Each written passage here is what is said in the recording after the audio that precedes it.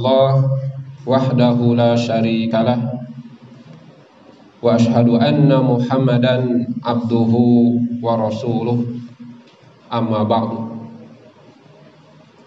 Faqala Allah ta'ala fil Qur'anil Karim, a'udzu billahi minasy syaithanir rajim. Ya ayyuhalladzina amanu taqullaha haqqa tuqatih wa la tamutunna illa wa antum muslimun. Wa qala ta'ala aidan, ya ayyuhalladzina amanu qu anfusakum wa ahlikum naro, al-ayah. Hadirin ikhwatu iman, sidang Jumat yang sama-sama mengharapkan keridhaan Allah Subhanahu wa ta'ala. Alhamdulillah, puji syukur kita panjatkan kepada Allah yang telah memberikan kepada kita semua bermacam-macam kenikmatan. Nikmat kehidupan, nikmat kesehatan, nikmat kesempatan, dan tentu yang paling utama nikmat keimanan. Yang dengan nikmat-nikmat tersebut kita mampu berkumpul di masjid, di salah satu rumah dari rumah-rumah Allah Subhanahu wa ta'ala, untuk melaksanakan satu di antara kewajiban kita semua. Sebab banyak orang diberi nikmat kehidupan, tidak diberi nikmat kesehatan, tidak mampu melaksanakan ibadah seperti kita. Banyak orang diberi nikmat kehidupan, diberi nikmat kesehatan, tapi tidak diberi nikmat kesempatan, tidak dapat beribadah seperti kita semua. Banyak juga orang diberi nikmat kehidupan, nikmat kesehatan, nikmat kesempatan, tapi tidak diberikan nikmat keimanan, maka tidak mampu melaksanakan ibadah seperti kita semua. Alhamdulillah bi ni'matihi tatimmus sholihat. Alhamdulillah, dengan nikmat-nikmat dari Allah tatimmus sholihat, amal-amal soleh dapat kita sempurnakan. Mudah-mudahan Allah Subhanahu wa ta'ala menerima amal ibadah kita semua, dan mudah-mudahan seperti janji Rasulullah sallallahu alaihi wasallam, as-shalawatul khamsu wal jumu'atu ilal jumu'ah mukaffiratun lima bainahuma. Salat yang 5 waktu, tiap-tiap salat, dan dari Jumat ke Jumat, tiap-tiap ibadah Jumat, semuanya adalah penghapus dosa. Mudah-mudahan Allah Subhanahu wa ta'ala mengampuni dosa kita semua. Amin ya rabbal alamin. Hadirin ikhwatu iman, tidak lupa khatib menyampaikan, mari kita senantiasa memelihara rasa takut kepada Allah Subhanahu wa ta'ala. Mari senantiasa memelihara ketakwaan kita kepada Allah Subhanahu wa ta'ala. Sebab takwa, sebab takut itulah modal di antara modal-modal yang Allah berikan kepada kita untuk kita selalu mendekat kepadanya. Dan dengan rasa takut dan rasa khawatir yang semuanya terangkum dalam kata takwa, kita akan senantiasa selalu berusaha untuk mendekatkan diri kita dengan Allah, di antaranya melalui ayat-ayat Al-Quran. Allah Subhanahu wa ta'ala memerintahkan kepada kita semua untuk menjaga diri dari ancaman api neraka. Allah Subhanahu wa ta'ala berfirman, ya ayyuhalladzina amanu, wahai orang-orang yang beriman, qu anfusakum, jagalah diri kalian, wa ahlikum, dan jagalah keluarga kalian, naro, dari ancaman api neraka. Hadirin ikhwatu iman, lanjutan ayat tersebut jelas menggambarkan bagaimana mengerikannya isi neraka. Tapi yang menjadi poin dari pembahasan saat ini adalah kewajiban kita, tentang kewajiban kita. Bagaimana Allah Subhanahu wa ta'ala memerintahkan kita untuk menjaga diri. Qu anfusakum. Kata qu itu dari waqo yaqi wiqayah, yang artinya penjagaan. Waqo yaqi wiqayah artinya menjaga, wiqayah penjagaan. Dan Allah Subhanahu wa ta'ala memerintahkan takwa, yang mana lafaz takwa pun sama asal katanya dari kata ini, waqo yaqi wiqayah, lalu ditambah dengan huruf Ya, dimasukkan ke wajan ifta'ala menjadi ittaqa yattaqi, ittiqaan atau at-taqwa.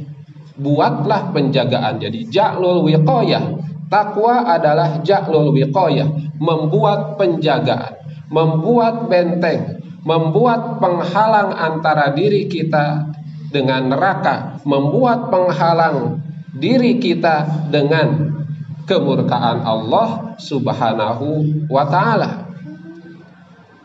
Oleh karena itu para ulama mendefinisikan takwa itu adalah imtisalu awamirillah wajtinabu nawahihi, melaksanakan segala perintah Allah dan menjauhi segala larangan Allah. Sebab hakikatnya membuat penjagaan diri dan keluarga dari ancaman neraka, dari kemurkaan Allah Subhanahu wa ta'ala adalah dengan imtisalu awamirillah, melaksanakan segala perintah Allah, wajtinabu nawahihi, dan menjauhkan diri dari segala larangan-larangan yang diberikan oleh Allah Subhanahu wa ta'ala.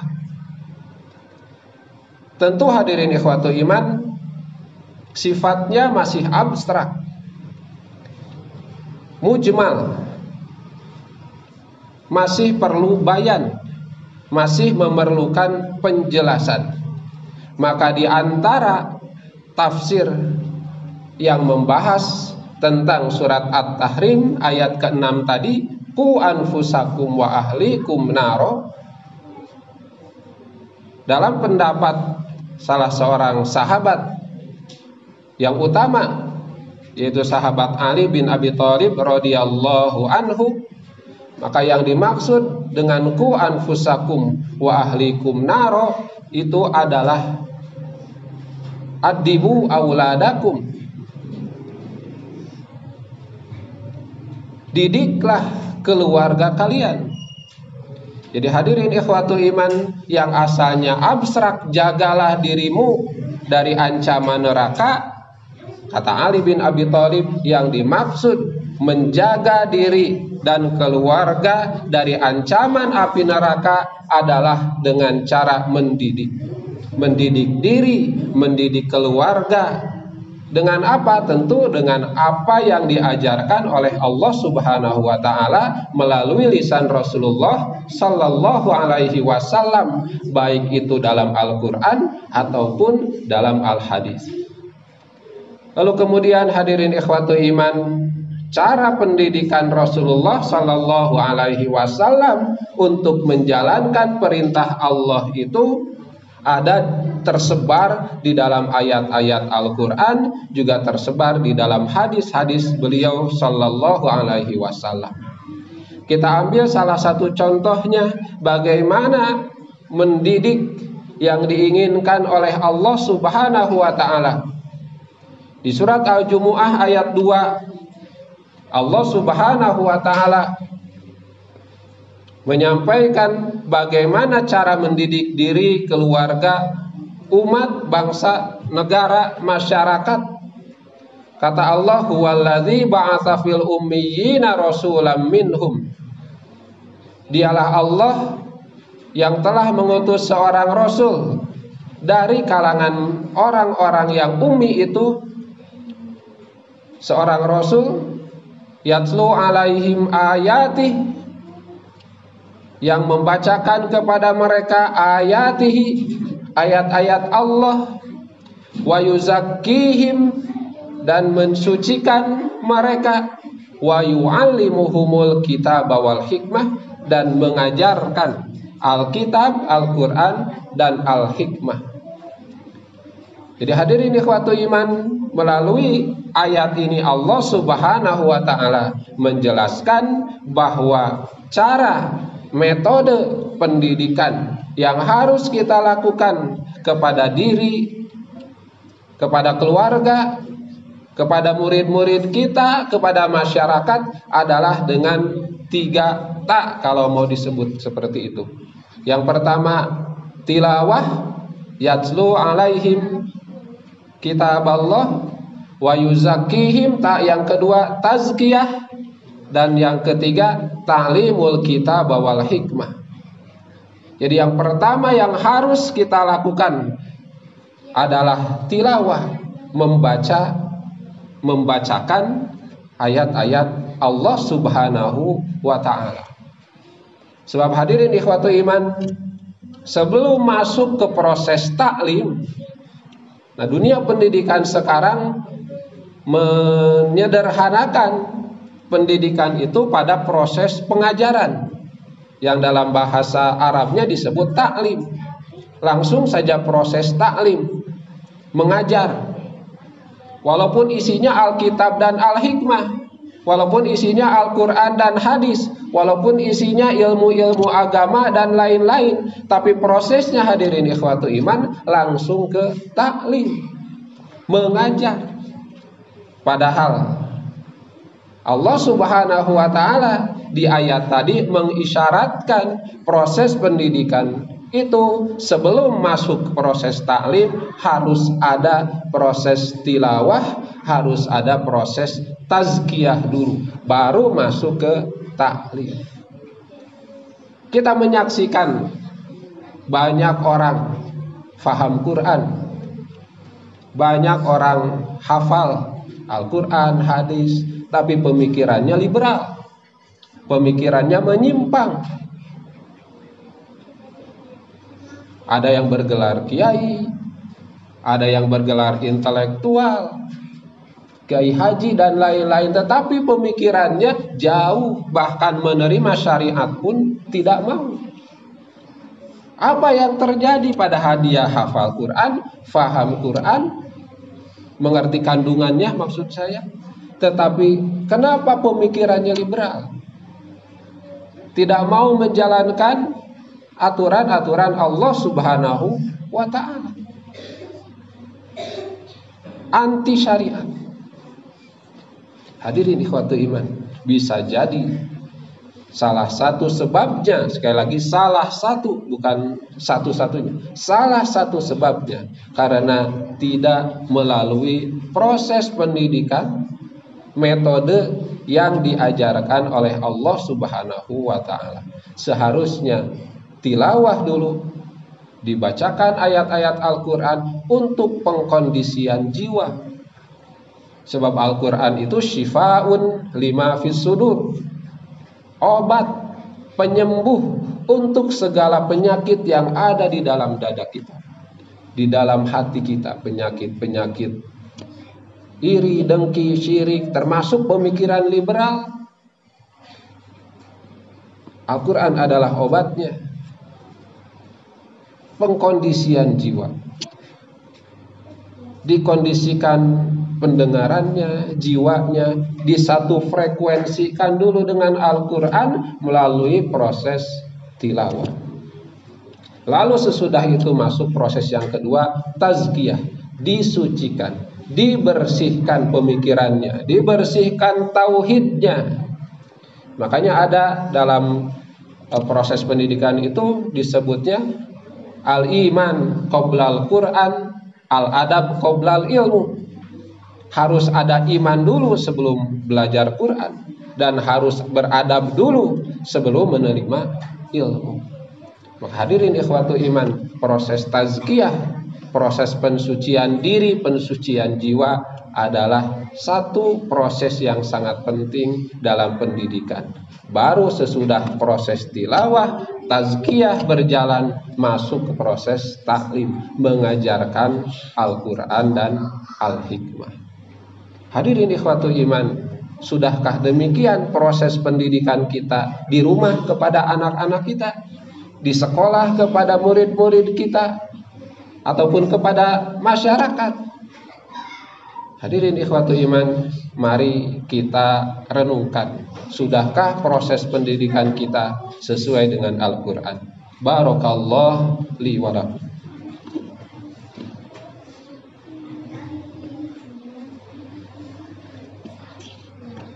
Alhamdulillahi rabbil alamin, wa bihi nasta'inu ala umurid dunya waddin.